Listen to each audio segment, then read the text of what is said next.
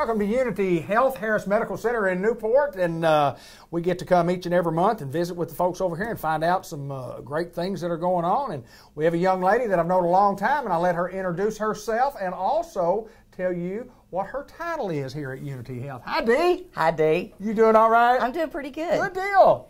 I'm Dee Shaw. I am the new trauma coordinator and RSAVES facilitator for Unity Health Harris Medical Center. The RSAVES facilitator basically makes sure we do things right when it comes to stroke. May is National Stroke Awareness Month, so it's a good time for me to start this brand new position. So I have my notes in front of me so I don't mess up on our statistics and our numbers, because it's very important. First of all, before we get into all the nuts and bolts about stroke, and which I'm very familiar with for, what causes and so on and so forth, tell us a little bit about you and your family and growing up, and most everybody knows your family. Most everybody knows you. Me. Yes. I've been around Newport most of my adult life. I grew up at Bradford, graduated from Bradford. My son just graduated from Bradford Monday night. Most everybody in Newport knows Nicholas May, too. Right. I spent 10 years with Newport Fire Department here as a firefighter paramedic. I've spent most of my adult life on the ambulance. I've been in EMS for 26 years. Just recently decided to make the transition into the nursing role. I've been an RN for a little over a year now, but I decided to do that because I'm going into diabetes education eventually. But I found a passion in the ER and stroke and trauma, and taking care of people in our town. Talk a little bit about stroke. You need to know what it is, what causes it, what are some of the signs and symptoms. First of all, what is a stroke? We hear that all the time, but professionally, what do you consider a stroke to be? Well, we can look at stroke as a brain attack. Most people know what a heart attack is, where you have lack of blood flow to different parts of the muscle of the heart. Stroke is basically the same thing. Your brain is not getting the blood flow, blood supply that it needs for whatever reason, and whatever part of the brain that is not getting that blood flow, the cells die. The cells die, and they don't come back most of the time once they are gone. So we can look at a stroke as a brain attack, and definitely time is brain. We've got ischemic strokes, which is a clot. We've got hemorrhagic strokes, which is a bleed. And most of the farmers in the area will understand if you've got a polypipe going through a field and you have a block in that polypipe, the water's not getting to all that part of the field. There's some field that's dry. That's an ischemic stroke. That's a clot. That's a blockage. Got it. Now, if you have a polypipe that busts and the water goes everywhere, you've got a flood of water that doesn't need to be there, and then it's not going on downstream to where it needs to go. So that's a hemorrhagic stroke. You've got a bleed. I guarantee you that is a great analogy about what a stroke is. Wonderful, great information. You've got some statistics that we want to share with you in talking about stroke? Well, in our two types of strokes, 87% of our strokes that we deal with nationwide are ischemic strokes. That means they're a clot. There are things that we can do on a time-sensitive basis for ischemic strokes. And 13% of the strokes are hemorrhagic strokes. We can treat those, but not as easily here. But in the ischemic stroke, 32,000 brain cells die every second. Wow. That's a lot of damage in a very short amount of time. Time is of the essence then. Time is definitely of the essence in a stroke. Yeah. More statistics, 34% or less of 65 years of age, or less than 65 years of age. And you think stroke, and we say, well, that's an older person's deal. It is not really an old person problem. And, as I get older, 64, 65, that's not an old person anymore anyway. No, it's certainly not being 63. No. When you're 18, you think, oh, someone that's 50, that's an old person problem. Well, there's a lot of 30, 40, and 50-year-olds that have stroke. Right. It touched my family. My cousin Jean passed away from multiple strokes at the age of 39. Sure did. So it's not an old person problem. This is a nationwide problem. Babies can be born and have a perinatal stroke. I mean, it's not very common, but it is possible. So we all need to know the signs and symptoms of stroke and be very well aware of get to the local facility. Talk a little bit about 2008 AR and the major importance of this that you have here, and What exactly is that talking about when you're talking about what AR, the AR stroke? Tell us about that. AR Saves is Arkansas Saves. We're working on stroke awareness, stroke treatment, and getting people back to their lives. You know, we have saves, and a lot of people think of a save as, well, that patient's still alive. Well, I look more at quality of life than quantity of life. Is that patient going to be back in the community? Is that patient going to be part of the community? Is that patient going to be functional in the family and functional at work? So that's what we're working for, is to get people back to their lives like they were, or as close as possible to they were before the stroke event. New program set up here at Unity Health? Is this Well, we've had our saves here for quite some time. Okay. But it is something that in 2008, Arkansas was #1 in stroke, death, and disability in the nation. Really? #1. That is not something that we want to be first in. Yeah. We are now #7 in stroke, death, and disability in the nation. We have dropped that far, and it is mainly because of the AR Saves program, because we are actually getting treatment to people in our small areas. We don't have to send them to Little Rock, Jonesboro. We don't have to send them somewhere with a big neurological center before they get their treatment started. We can start their treatment right here in Newport. Most small critical access facilities can start the AR Saves treatment. They are all AR Saves Hospital. They have the medicines. And we have telemedicine, where we have a neurologist on the screen in front of the patient looking at the patient. Wow. The nurses are the hands of the neurologist. We're going through and doing the neuro checks. We're checking, you know, the hand drifts, the strength, the speech coordination, the muscle coordination. And that neurologist can watch as we do the scan and the assessment for the neurologist. He or she can watch and say, okay, yes, this is a candidate for the medication, TPA or Alteplase, to, you know, let's bust up this clot. You bet. You bet. Talk a little bit about impacts of stroke, risk factors, so on and so forth, and things that we need to look for if, you know, first of all, let's talk about the impacts of it. Well, a third of the people with stroke go home with no lasting effects. 1/3.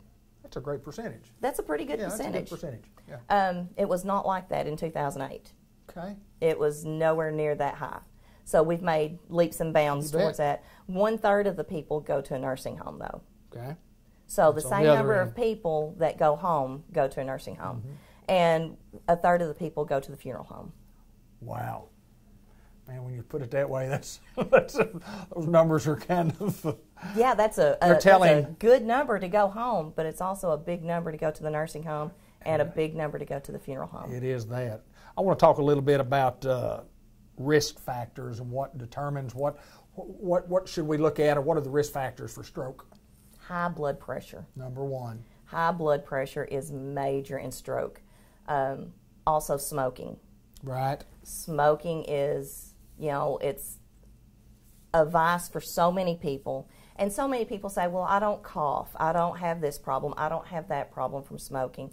You can have so many problems from smoking that you don't have any idea that are building up in your body until, oh my goodness, the horrible event has happened. So smoking is a modifiable risk factor. That means you can't change your age, you can't change your gender, you can't change these I'm born with inherent factors. Smoking is a modifiable risk factor. That is the #1 modifiable risk factor for stroke. Diabetes. Now, my son is a type 1 diabetic. Okay. That's not modifiable. There's a lot of people that are type 2 diabetics that could control their diabetes with diet and exercise that do not. Uncontrolled or unmanaged blood sugars are a big risk factor for stroke. Right. Also, physical inactivity, obesity. Obesity is the bane of our existence. Excessive alcohol, illegal drug use, anything that's going to put chemicals in your body that do not need to be there is a risk factor for stroke. And also, one thing that is a risk factor is sleep apnea. Yes, I knew that. I did know that. Yeah. Sleep apnea is a risk factor. It is a risk factor for atrial fibrillation. Yes. It is a risk factor for stroke. It's a risk factor for heart attack. So if you have sleep apnea, if your partner is punching you all of the time because you snore, yes, you need to address that. You need to get with your primary care physician or your provider and say, listen, I snore like a freight train. My spouse or my significant other says they can't sleep. I'm exhausted. If your body can't rest, your body can't function. Right. Sleep studies, and they'll tell you, and you Yes. get it done. They'll say, yeah, you probably Yes. have sleep. Oh, disorders of some kind or the other. Talk a little bit about some stroke symptoms. How do we know we're having a stroke? Well, right now we are using the BFAST mnemonic. BFAST is balance. Okay. If someone is uncoordinated, if they have an unsteady gait, if they're stumbling around, and that's not normal for them. Right. Now, I'm clumsy. Just, I am graceful, not really. If they have an uncoordinated, unsteady shuffling gait that is not normal for them, that's the balance. We want to look at eyesight. Okay. If you have a sudden change in eyesight, if you have dark spots, blindness on one side, your vision is completely blurry, that is a symptom. We look at the face. Is the face drooping on one side or the other? We look at the arms. Now, whenever you're looking at the arms, you can have someone hold their arms out, palm up. If one arm drifts down, if they are unable to hold that arm up, that is a symptom or a sign. And speech, if their speech is slurred, if they can't get their words out, right. if their words are garbled, if they don't make sense, if the speech is just not right. And then T on the BFAST is time. We have 4.5 hours. It used to be 3 hours, but they have expanded our window to 4.5 hours because they are seeing results with the 4.5 hour time window. We are actually able to treat these patients with this medication we keep here in the 4.5 hour window. And that is huge because there are so many people that want to, let's wait and see if I get better. Sometimes the process is slow. Yeah, I guarantee you. And that is the thing. We want people to understand that when you start having these symptoms, come to the hospital. Call 911, and time is of the essence. Think about this, 32,000 brain cells per second. Not per hour, not per day, per second. Well, and you got to have treatment. Let's talk a little bit about treatment options finally. Treatment options are the medication for a clot.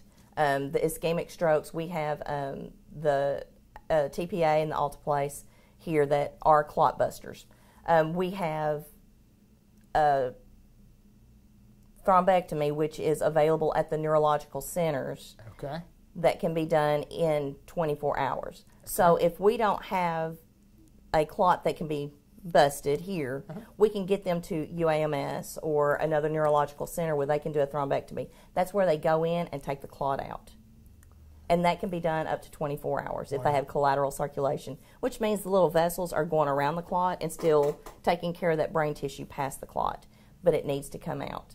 Well, I think one of the most important things that we're talking about here today when we talk about stroke is time. And if you have symptoms of a stroke, you need to act. You don't act need to, fast. Yeah, act fast and get to where you need to go. You say call 911 to get you to an emergency facility. And Unity Health continues to strive to be the best we could possibly be, and adding features and improving features and doing Absolutely. things. And congratulations on your new job assignment. Thank you. I know you're excited. I'm excited, terrified, scared because this is important. This is our community. Yes. This is the livelihood, the economic of our community.